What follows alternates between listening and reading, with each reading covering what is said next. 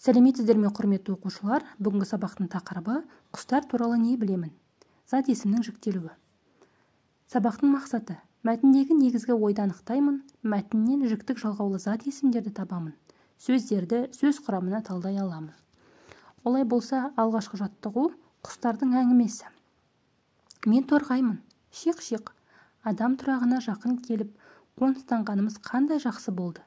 Бізге адамдар жем, су беріп, қамқорлық жасайды. Мен қарғамын, қарқ-қарқ. Мынадай қалың қарда дән қайдан табылсын? Ағаш бүршігімен, кепкен жеміс-жидекпен күн көре тұрамыз да. Мен сауысқанмын. Ей, қаз, сен жылы жаққа кетпеп пе едің? Қыс түскенде мұны не қып жүрсің? Әй, сауысқан-ай, танымадың ба? Біз үй қаздарымыз ғой. Сен өзің неге жылы жаққа кетпедің? Деп сұрады қаз. Мен туған жерде қыстайтын отырықшы құспын ғой. Мен сияқты алақарға, тоқылдақ, торғай, суық торғайлар да өз туған жерлерінде қыстайды, деді сауысқан. Төмендегі тапсырмаларға назар аударайық.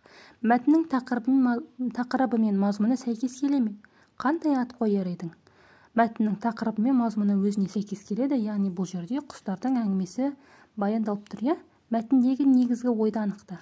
Бұл жердегі мәтіндегі негізгі ой, яғни жыл құстары мен тұрақты құстарды таныстыру, құстардың жаңа қыста қалай мекен ететіндігі, немен қоректенетіндігі айтылып тұр, иә?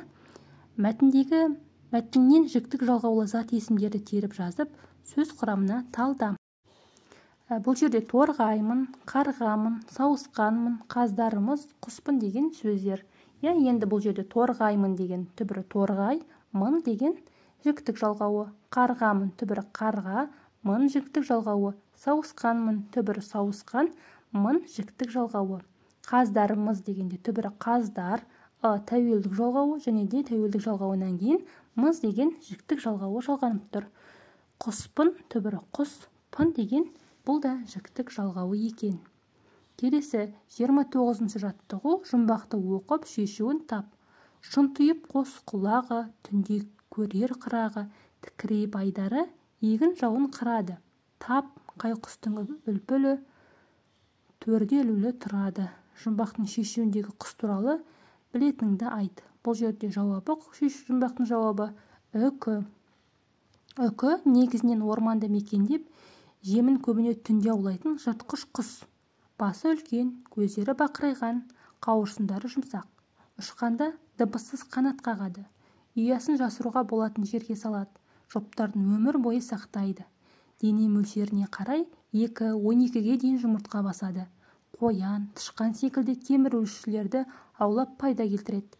Үкіні қазақ халқы қасиетті құс санайды. Оның қауырсынындағы бедер, Құранның құпияланып жазылған нұсқасы деп баланың бесігіне, бас киіміне таққан. Сонымен қатар бақыт, табыс әкеледі деген сеніммен ақын, әншілер бас киімдерін, домбыраларын үкілеген.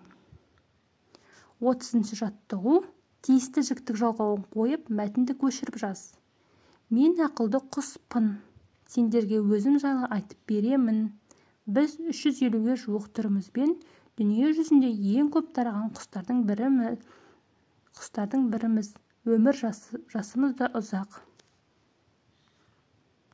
Келесі шығармашылық үзіліс: тоты құсқа мына сөйлемдерді жатқа айту үшін қанша апта қажет? Кешаға ет ұнамайды, етпен басқа құстар қоректенеді. Мен жемісті, жаңғақты, неше түрлі дәндерді жеуді ұнатамын. Тоты құс 1 аптада 4 сөз жаттайды екен, 2 аптада 5 сөз, 3 аптада 8 сөз, 4 аптада 9 сөз, 5 аптада 12 сөз жаттайды екен. Демек, тоты құс 15 сөзді 7 аптада жаттап алады. Құрметті оқушылар, біздің осымен бүгінгі сабағымыз аяқталды. Келесі сабақта жолыққанша аман сау болыңыздар.